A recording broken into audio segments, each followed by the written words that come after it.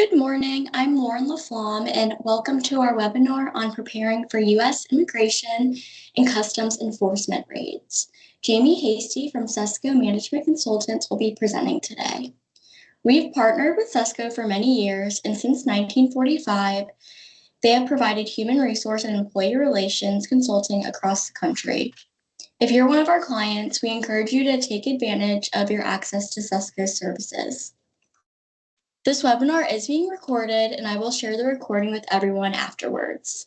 Please submit your questions in the chat or the Q&A feature, and we'll answer them during the Q&A session at the end. With that, I'll hand it over to Jamie Hasty, Vice President of SESCO Management Consultants. Thanks, Lauren. Good morning, everybody. Hope you're doing well. We appreciate you joining us to talk about the ICE immigration raids and how that plays into employer rights and what we should be doing. Obviously, at SESCO, we've been getting a lot of questions over the last month and a half on that. So some good information here to share. We will make sure that Lauren gets a copy of the PowerPoint so that you all can receive that along with a copy of the recording, as Lauren mentioned.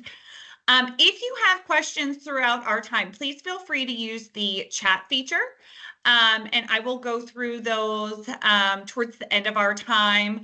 Estimating that our session should run at or around 45 minutes, which gives us plenty of time for some Q&A after regarding I-9s or the warrants and all of those things. So the purpose of us doing this topic, and SESCO did it a couple of weeks ago with our retainer clients as well, and it was very well received, is we just want to clarify what we should and should not be doing, right?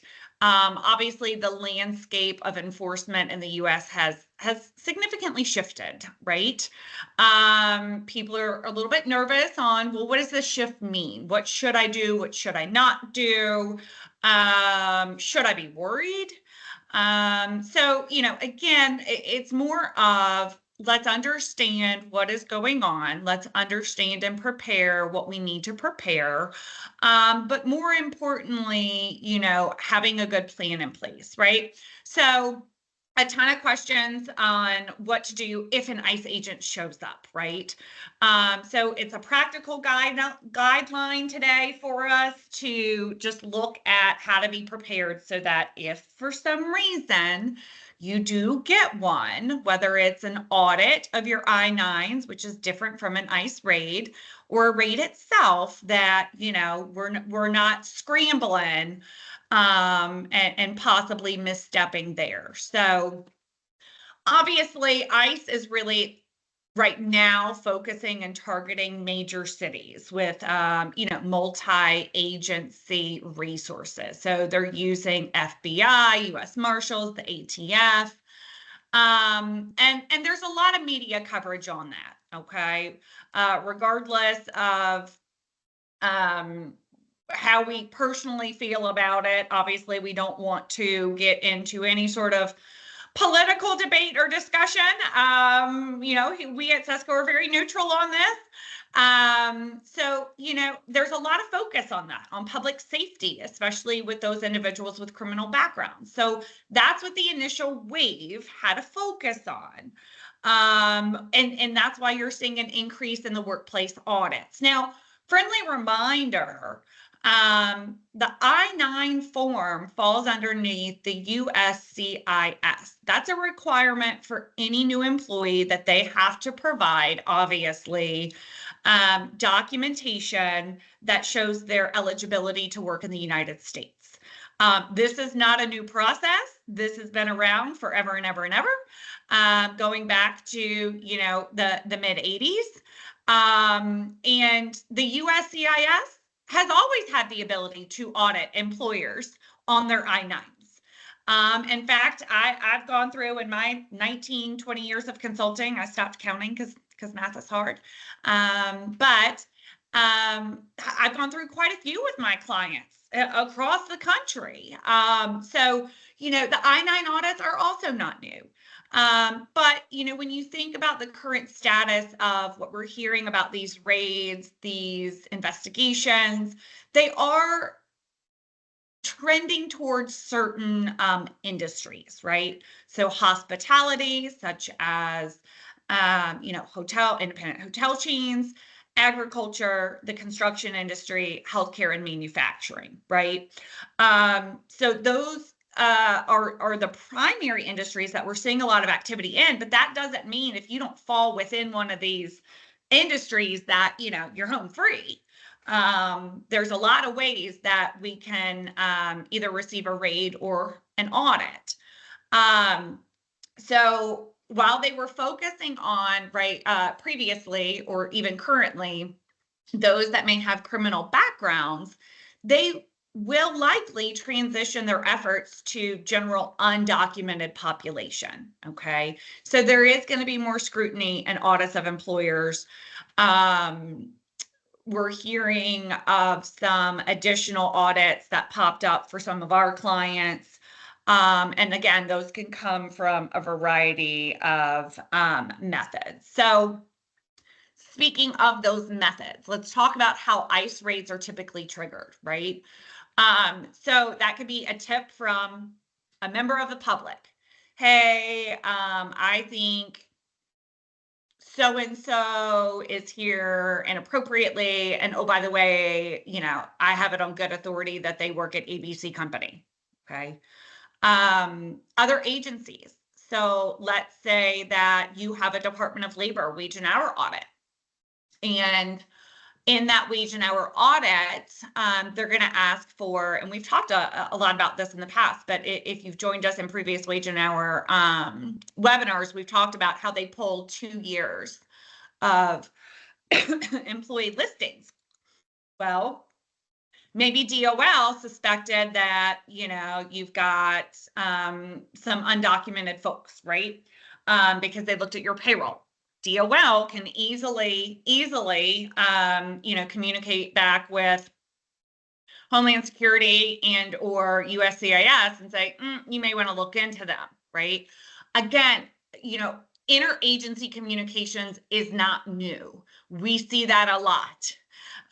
DOL talks with OSHA, OSHA talks with DOL, DOL talks with OFCCP, which is the Office of Federal Contract Compliance, if you're a federal contractor. So it's not uncommon for them to find things or be flagged by something and notify another agency that can also trigger a review of your files. And they may get information through ICE's other enforcement activities, for example, an I-9 audit via the USCIS. So these are the ways that things are triggered. You may or may not be subject to that, but if you are, we want to make sure that you're prepared. Okay. Obviously, there are risks of immigration violations, right?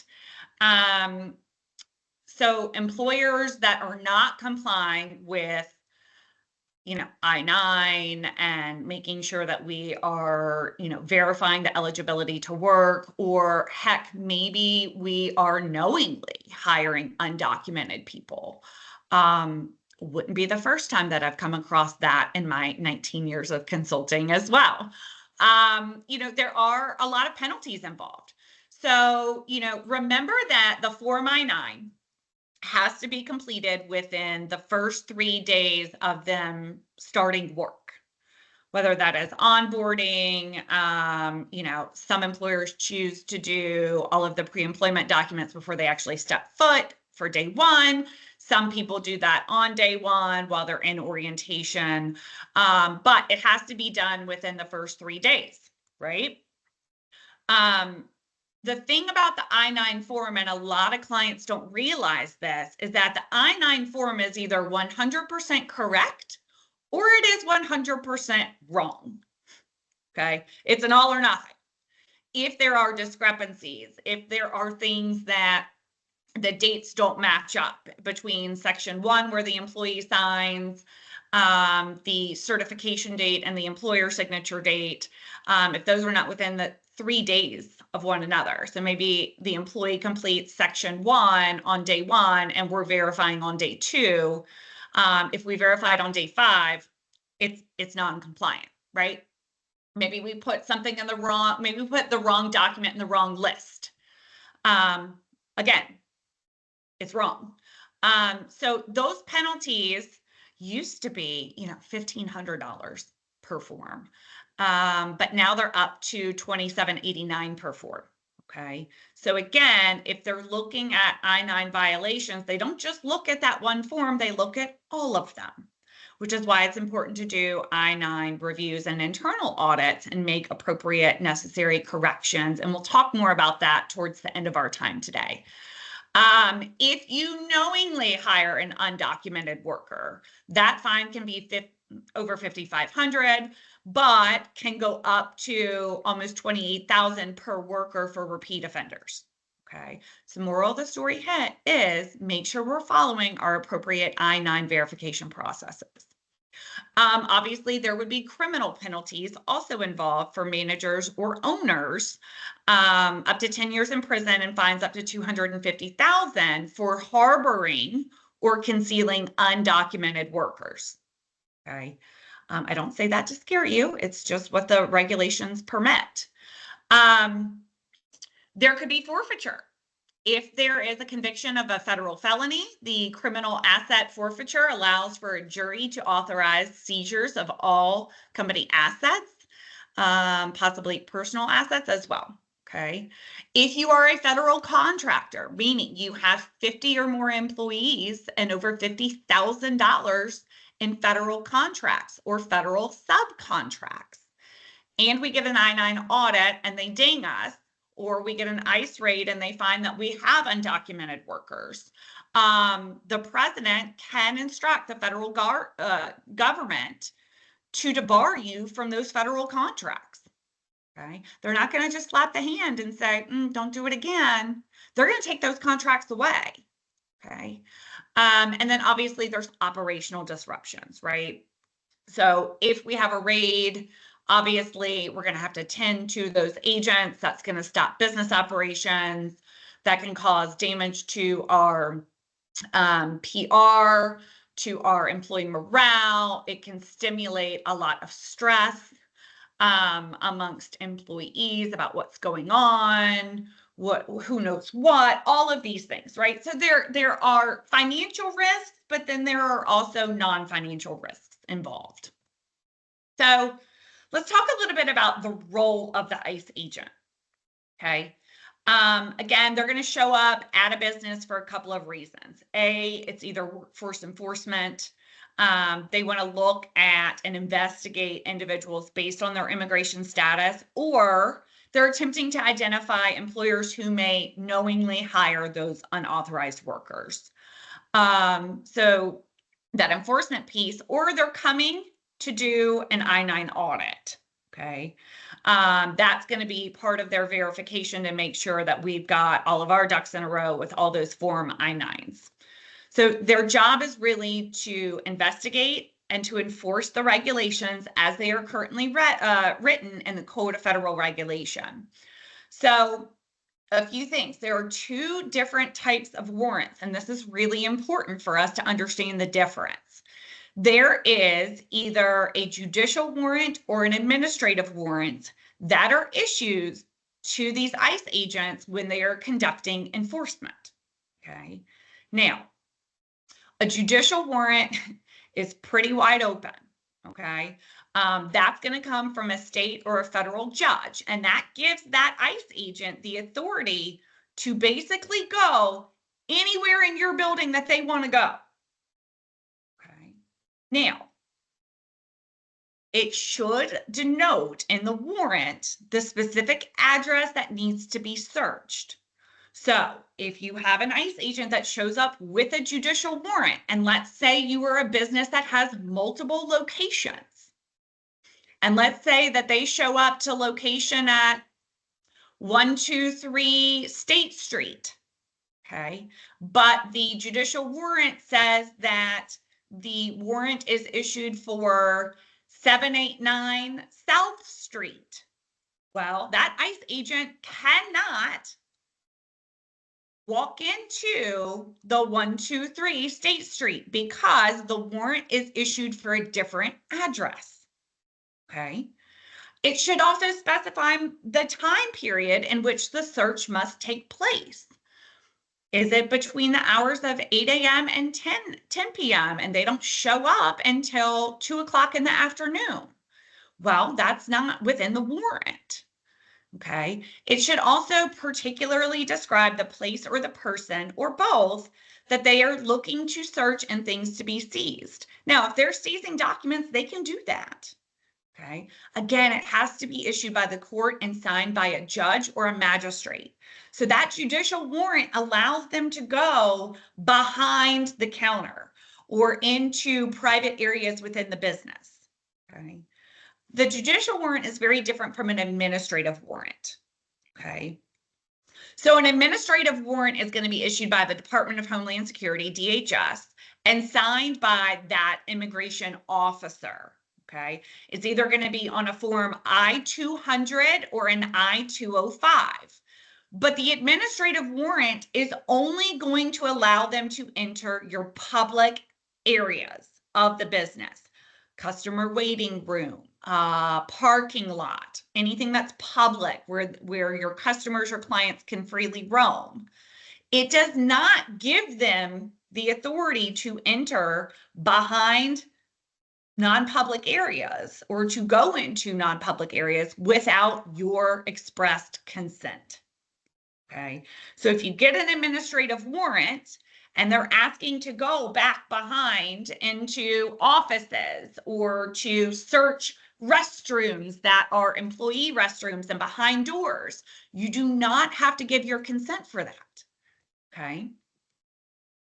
So what do we want to do? We want to get prepared in advance. What you want to think about is who is going to be your designated point of contact. Okay. So in the event that an ICE agent shows up, you need to have somebody that is going to serve as your point of contact that is well-versed in your policies, as well as the legal rights of employees. Okay, that may be the owner of the business, that may be your general manager, that could be your office manager. You need to pick somebody. Okay, they need to also be aware of the difference between judicial and administrative warrants. Please also know that this person should be observing each ICE agent. Okay. You can walk around with them, but we certainly don't want to impede the process. Okay. You also probably need to think about establishing first contact. So what happens if, yes, I know that I've designated my business owner or my office manager or a general manager as the point of contact, but that ICE agent enters and talks to an administrative assistant or front desk receptionist, right? Those people need to know what their steps are and who to contact, right? They need to immediately contact that point of contact and say, hey, so-and-so is here from ICE. I'm going to have them wait until you can get down here, right? You know, when people are not prepared, they tend to panic, right? So we want to make sure that they are given clear instructions on what they need to do should an ICE agent, or quite frankly, any other member of the federal government, Department of Labor, OSHA, you name it, were to show up. All right. And then we want to develop a protocol, right? So this is really looking at guidance for involved employees, right? Who's going to document key information? What do they have? Where are they going to be searching? When did they arrive? When did they leave? Who was there, right? We should always be taking very good notes and have a standard protocol for who's going to be involved in this process. We also need to do our best to remain calm and professional. The worst thing that we can do with any member of the federal government, again, regardless of what agency they are representing, is to get fussy, get combative, refuse to cooperate. that never bodes well for employers. It just doesn't. I've got stories that I could probably share with you for many, many years with individuals who were uncooperative with various government agencies. Just like we would if Department of Labor showed up or OSHA showed up, we always ask to see identification. So you're going to politely ask that agent to, show their badge. And then we're going to ask to see the valid warrant or subpoena. Okay.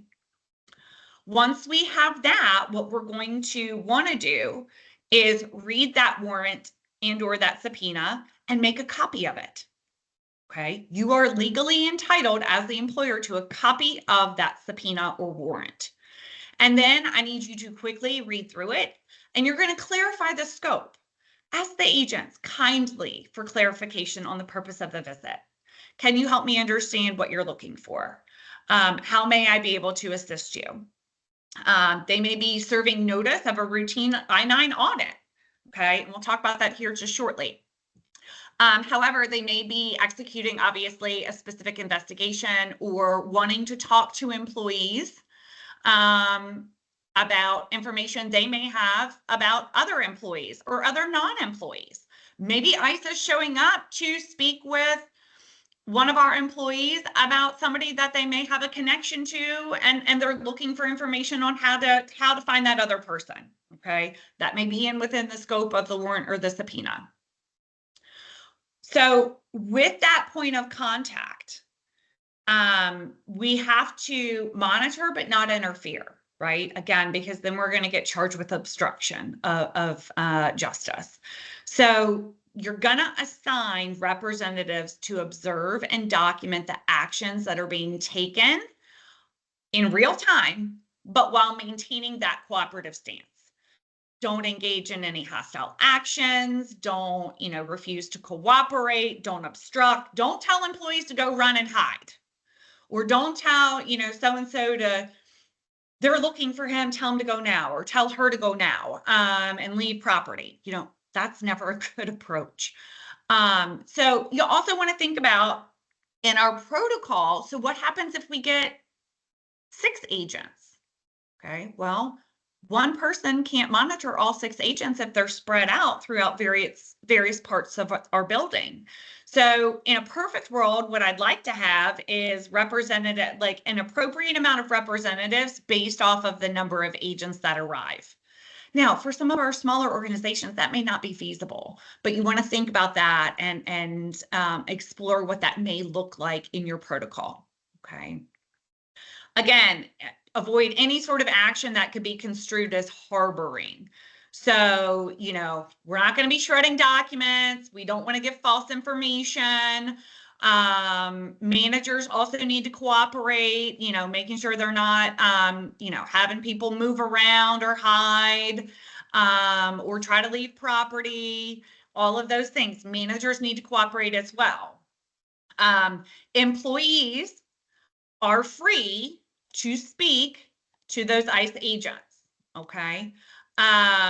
They are also free to be questioned, but they are also not required to do so without legal counsel. So employees need to understand their rights, right? What we are not going to do as the employer is tell the ICE agent that they're entitled to counsel and you can't speak to them. Because again, that's going to be construed as harboring and obstruction of justice. So employees need to understand their rights as well, that yes, they can freely speak to the ICE agent, but they are also entitled to have counsel if they wish. And so if they want counsel, then it is the employee's responsibility to verbally express that to the agent. Okay, it is not up to the employer to try to manage that piece.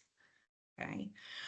If they are taking documents or seizing property or records, we need to do our best to track all items and information taken by ICE and share this information with your legal counsel. So what do we do after the raid? Obviously, we've been taking notes while they're on property, keep a detailed report and record of the visit. Try to get the names of the agents, the date and time that they showed up, what they left, what they explained the purpose of the visit, and any documents that we gave to them or they took. Again, because we want to compare that against what the subpoena or the warrant states. What happens if they arrest somebody on property? If they arrest any of our workers, you can ask the agent where they are being taken. This information obviously is going to be helpful in case we need to contact their emergency individual or a family member or a lawyer that is looking for or trying to locate the worker. Generally speaking, that agent should provide you the information as to where they are going. They may or may not, okay? So if a search warrant is executed and they're seizing records, request a copy of the property receipt and the search warrant inventory log at the conclusion before they leave property. You want to say, hey, Mr. ICE agent, or hey, Miss ICE agent, I would like a copy of the property receipt and the search warrant inventory log before you leave. Okay, that way we have documented records as well. And then you should always consult an attorney. If the visit has resulted in them seizing information, property, they made an arrest, subpoenas, fines, anything like that, you should always consult an attorney specializing in employment or immigration law. Okay, it's very, very important. Here's what we don't want to do.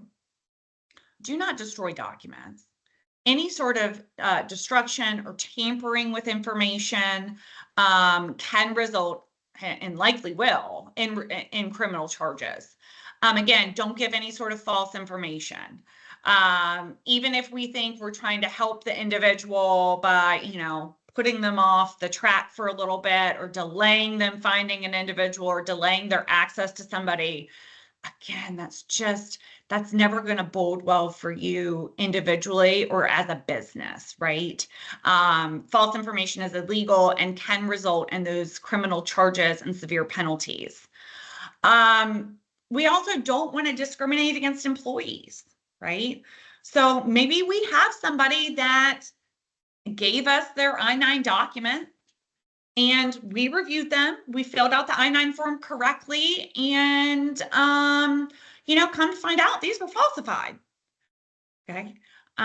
Remember that the I-9 form requests that we inspect the document to determine eligibility, or to verify the legitimacy of these documents, but also you all aren't specific experts and forged documents. In fact, most people aren't, right?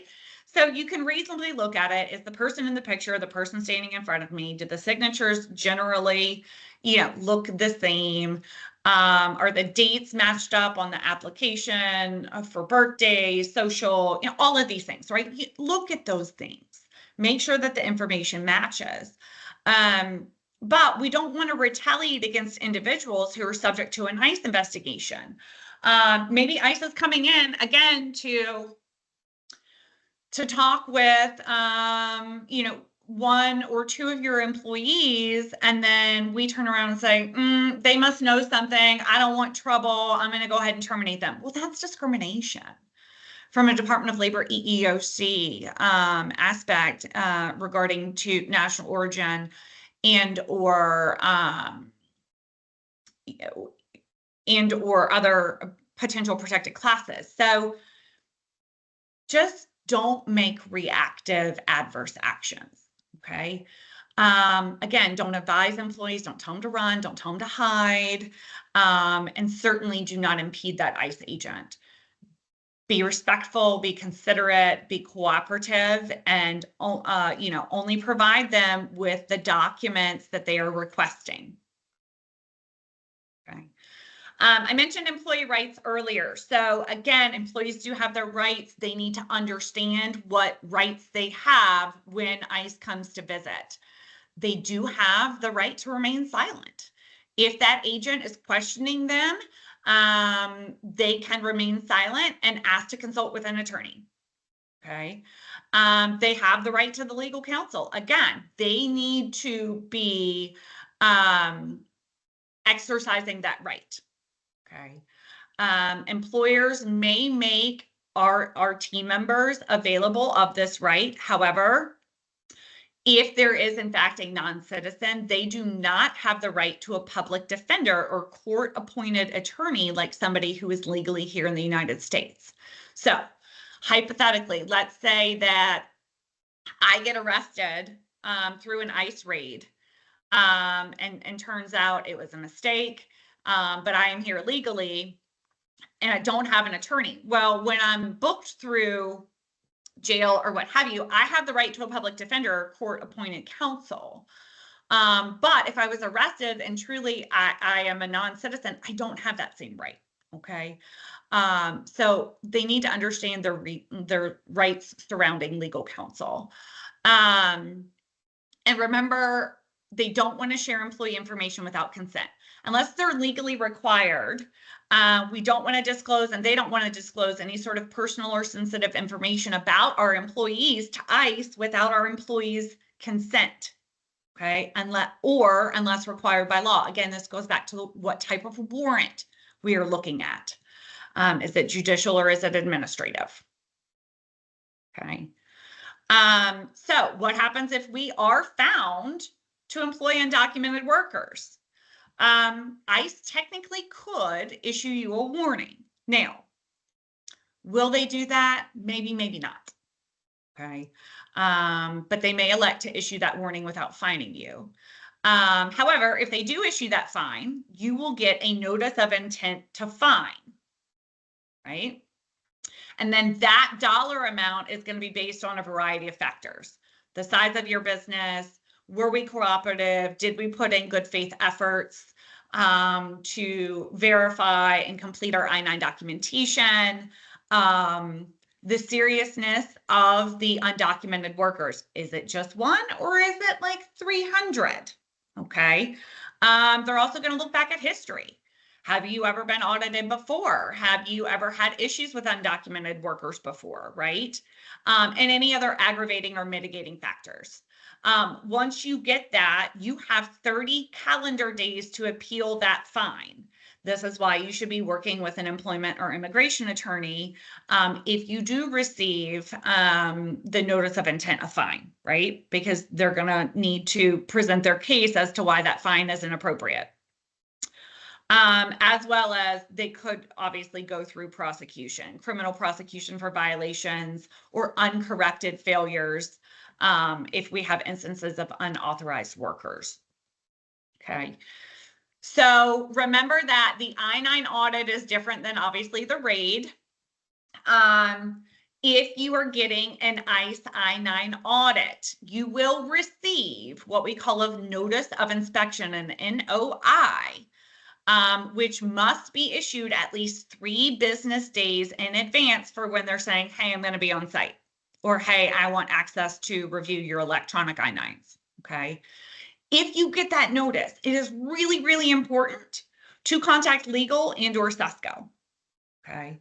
Why? Because again, I'm going to want to get my hands on and or your counsel is going to want to get their hands on your I-9 files. Are they in the employee file, which they absolutely should not be? They should be separate. Because remember, agencies talk with each other. So if they're in the employee file, audit that, then you're having to hand over the entire personnel file. Okay. If something is in that file that should not be there, they reserve the right to notify any other enforcement agency of that potential violation, which opens us up to other, audits, right? So you're going to want to get support. If they find a technical or procedural failure, maybe we're not doing the I-9s within the first 3 days, that it's taking us a week or 2. If they find technical discrepancies on the form, then what they're going to do is issue a notice of suspect documents and or a notice of discrepancies. Okay. They're going to, list out, well, we looked at this, and this. We found these issues, and then we have at least 10 business days to make those corrections. Okay. In those 10 days, you must notify the affected employees to provide their valid work authorizations and the like. Okay. So maybe we had somebody that was here on an H-1B or a J-1 visa, and they gave us a List A document, a copy of that, that visa form, and we put it in List A. Well, it's going to have an expiration date on it, right? And maybe we failed to recertify that, and it's been 3 or 4 months since that visa expired. Okay, so then I need to immediately contact that employee and say, hey, your visa expired. You need to get us an updated one ASAP, right? Some tips on the I-9. It's really, really important to train those who are responsible for reviewing the documents and completing the I-9 form, so that they know how to do it properly. Again, I have every audit that we do at SESCO, like an HR compliance assessment, always involves a review of the I-9s. And so during those reviews, I mean, we find and see everything you could ever imagine, right?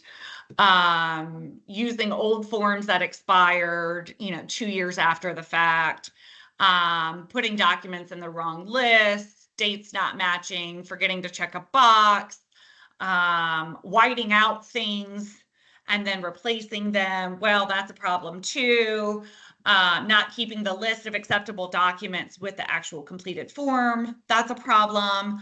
So depending on who is doing those I-9s, maybe it is one HR person, maybe it is the specific manager at each location. They need training on how to do it correctly. Okay. Make sure that we have access to the latest form. The current one expires in May of 2027. That is available at USCIS. Okay. They also, every few years, will update them and issue a new revised form that will expire 2 or 3 years later. They may not make any changes to the form, but again, USCIS is constantly making changes to the expiration date. Okay. About a year or 2 ago, time flies, they actually changed the format of the form to streamline it, to make it easier, and less robust. So make sure you have access to the newest version of the form. You should be on an annual basis reviewing your I-9 records. Okay. Are there any errors? And we need to make corrections to those. Again, if you're making corrections, you can cross through it, put in the correct information, and you initial and date beside the correction. Do not white out anything, because then you're going to have to write back in what was originally written, cross through that, and then make the correction again, right? You may consider using electronic I-9 systems. A lot of clients have HRIS systems that the employee will upload their documents into the system, and that system prompts them and will not allow them to advance or let the employer advance in the process until the form is correctly completed. You may also want to use E-Verify just to streamline the process. Now, remember, E-Verify does not wipe out our requirement to complete the I-9. Okay. Not every employer is required to use E-Verify. Some are not, depending on their size, their state. Are they a federal contractor? There's a lot that goes into E-Verify. For most employers, E-Verify is optional. Okay. Stay informed. I-9 changes can happen. Make sure that you are signed up for the SESCO e-blast, the news alerts, the monthly newsletters, whether that you may be a member of SHRM, you may be tracking the USCIS website. We want to stay informed in case there are changes to the I-9s, because those are important in updating our policy and our practice. Again, I mentioned storing those forms separately and secure. You can keep them in a separate binder, sorted versus active and inactive. Remember that you need to keep all I-9 forms for at least 1 year after the date of termination. Okay, which is why I want all of the inactive I-9 stored securely. Once that 1 year has passed, legally you can purge them and appropriately destruct the document per federal record keeping regulations. Okay. If you have a lot of List A documents, again, if it's a visa, if it's a DHS work authorization, those sorts of things, those have to be re-verified. Generally, a passport is not going to have to be re-verified. If a driver's license expires, that does not require re-verification.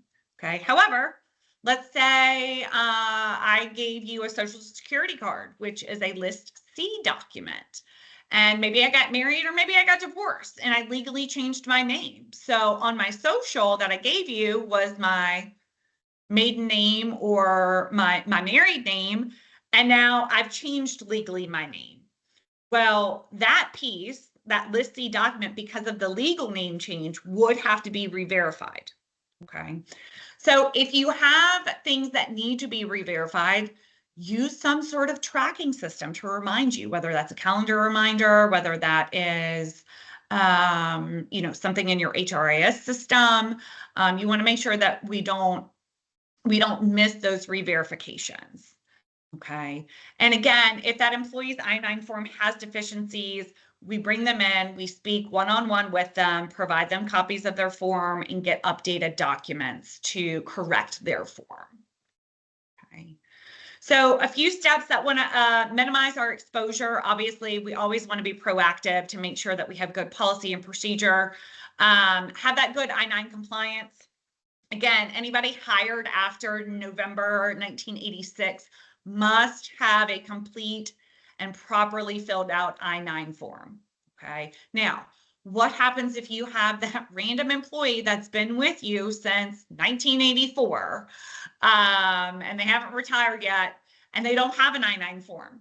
Well, they were hired before. So legally, they don't have to have one. Okay. Again, conduct those regular I-9 audits, make sure that we are identifying and remedying any sort of discrepancies, train those managers, train your HR staff, your payroll people, whoever is touching those forms, how to do it correctly, what to recognize on document issues, making sure they understand what document goes in the correct list A, B, or C. Again, if they're giving you a List A document, it is only one from List A or a document from List B and C. Okay. I can't tell you how many times I've seen the wrong documents make it into the wrong list. And again, the form is wrong. You may want to consider using E-Verify. Again, it's not mandatory for all employers. It is very state specific as to what the state requires. Sometimes that state is saying anybody that has over 100 employees has to use E-Verify. If you are a federal contractor, you are going to be required based off of certain provisions in that contract to use E-Verify. Okay. If you want to just do it voluntarily, great, but it doesn't wipe out your requirement to still do that I-9. And then make sure you are developing that rapid response plan of designating a point of contact and a quote unquote team should ICE show up. Okay, so in kind of summary, don't panic, don't be scared. Yes, immigration enforcement is the top priority under the new administration. Just look at your practices, be prepared, have good conversations with your management team, make sure employees understand their rights, and know that, we at SESCO are ready to assist you with your compliance measures, right? Okay. If you have questions or comments, please, again, feel free to use that chat feature. I'm going to check those here in just a minute. But friendly reminder, if you are a member of Bankers Insurance and you are enrolled in our SESCO program, you do have access under that program to speak or email with SESCO about HR related questions or compliance needs. If you are unsure if you are enrolled in that, please feel free to reach out to your account manager and they can speak with you more about that.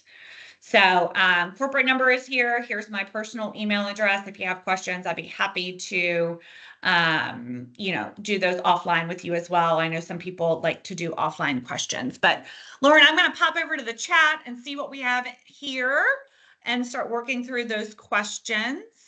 Wow, lots of questions. Great. All right, so one of the questions that came in, if the partners in a partnership are required to be S Corps, is the partnership still required to maintain I-9s? Partners are required to be S Corps. All employers are required to maintain I-9s, period. So I hope that answers your question. Question about, will we get this presentation? Yes, as Lauren previously mentioned, this session is being recorded. As I mentioned, I will be providing Lauren with a copy of the slide deck and she will share that with you. Let's see. Another question that came in, are I-9s required to be available on a job site rather than at the admin office? Oh, that's a great one. No, they do not have to be on the job site. If all of your normal employment files are housed at the admin office, that's perfectly acceptable. If an agent shows up and wants to, say, hey, where are your I-9 files? Then again, that point of contact on the job site needs to direct them to the admin office. Okay. I think that's it. Let me check the Q&A and make sure there's nothing over there.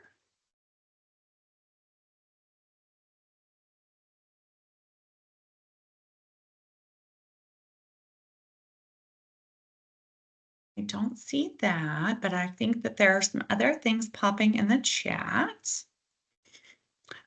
Question about using expired forms. If the wrong expired forms are used, should they be done over? That's a great question. So my answer is going to be very dependent upon how expired is expired. Because you may or may not be able to find the version of the form via Google or through SESCO for the year in which that employee was actually hired. So, in a perfect world, yes, I would always suggest if you can find a copy of the version of the form for the year that it was valid and in which that employee was hired, sure, go ahead and backdate it. But if not, at the very least, you could technically complete the current year's form and have them provide correct information and keep it with that old expired form. And then we just plead our case of, hey, we got around to an audit. We couldn't find, the 2012 version form. So we went ahead as a good faith effort and did a new one, but here's the original and here's the current one. So it's a great question. We are a daycare in DC and many of our employees are approved by Department of Ed with only their tax ID. Does this mean they need I-9s? Everybody needs an I-9. So depending on how they are approved, there are certain programs based on that program and how they are being provided from that program that may circumvent that, or Department of Ed may have a copy of that. So that would be a situation where I said, let's dig into that a little bit further on the specifics of your scenario and make sure that we're good there and looking at the OSSE and their requirements. So another question that came in, is the employer still accountable for 1099 contract employees that are not legally authorized in the US? Ooh, that's a good one. So first off, a 1099 would not file an I-9 because a 1099 is, if they are a true 1099, is not an employee of the organization.